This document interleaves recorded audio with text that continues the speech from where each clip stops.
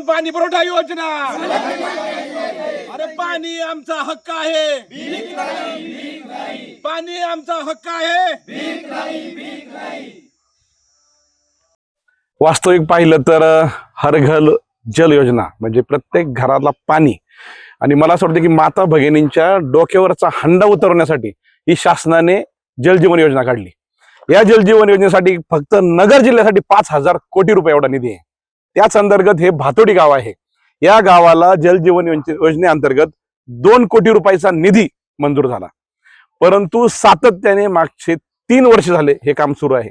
काम अद्याप पूर्ण नाही आणि आता हा उन्हाळा आलाय, 10 ते 20% काम राहिलंय. सगळे ग्रामस्थ आणि सरपंच ज्यावेळेस वेळोवेळी चक्रा मारतोय, ही योजना जिल्हा परिषद पाणी पुरवठा योजना अंतर्गत येते, कारण की ती 2 कोटीच्या आतली आहे. ज्या ज्यावेळी हे चक्रा मारतोय त्याला एकच उत्तर मिळतंय की आमच्याकडे निधी नाही, आमच्याकडे निधी नाही. ह्या किंवा सर्व जलजीवन योजनेचं एकच याच्यात वास्तव जर सांगायचं म्हणलं तर नळ कोरडे, पाण्याच्या टाक्या रिकाम्या आणि जनता त्रस्त.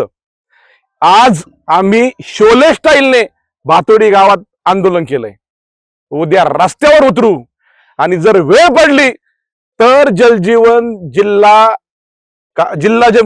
जिल्ह्याचे जिल्हा परिषदेचे मुख्य कार्यकारी अधिकारी आहेत त्यांच्या दालनाला टाळ ठोकू, पण या भातोडी जलजीवन योजनेचं पाणीच बाहेर काढू. भारत माता.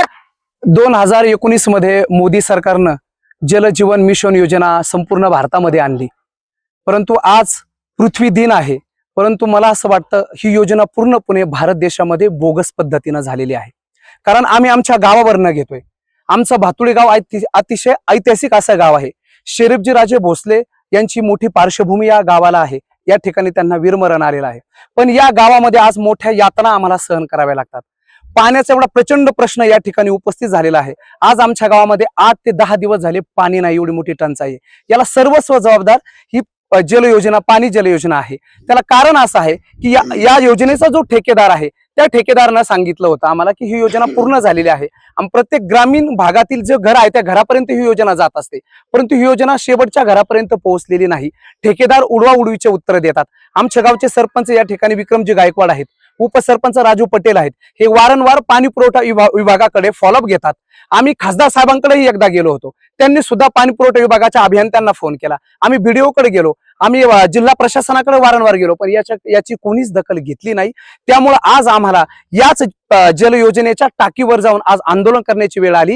ही सगळ्यात मोठी दुर्दैवी बाब आहे. आज आपण देशभर आज वसुंधरा दिन म्हणून साजरा करतो आणि आज जर एका गावामध्ये जर प्यायला पाणी नसेल तर हा दिवस आज मला वाटतं दुर्दैवी दिवस म्हणावा लागेल.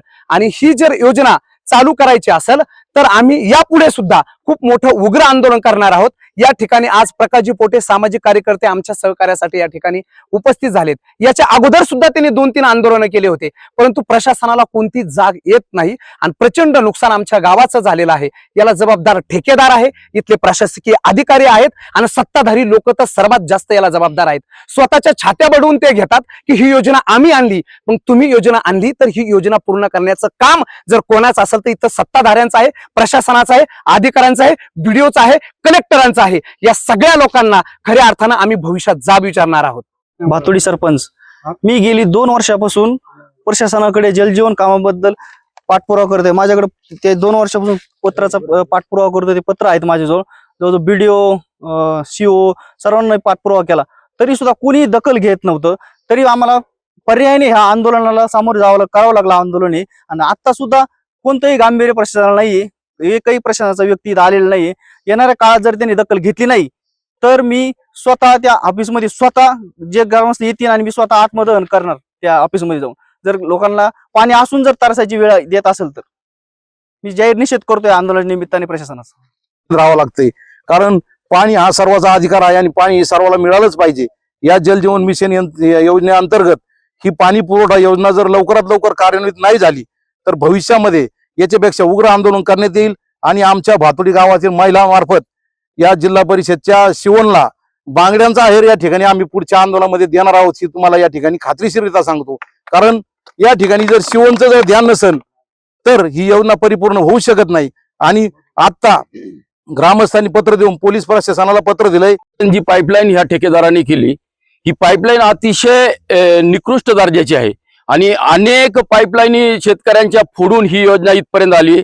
अनेक शेतकऱ्याचं नुकसान ह्या ठेकेदारांनी केलेलं आहे. ठेकेदाराचं कर्तव्य बनतं का आपण जर एखाद्याचं आपल्या या काही योजनेतून नुकसान झालं असेल तर ती नुकसान भरपाई करून देणे.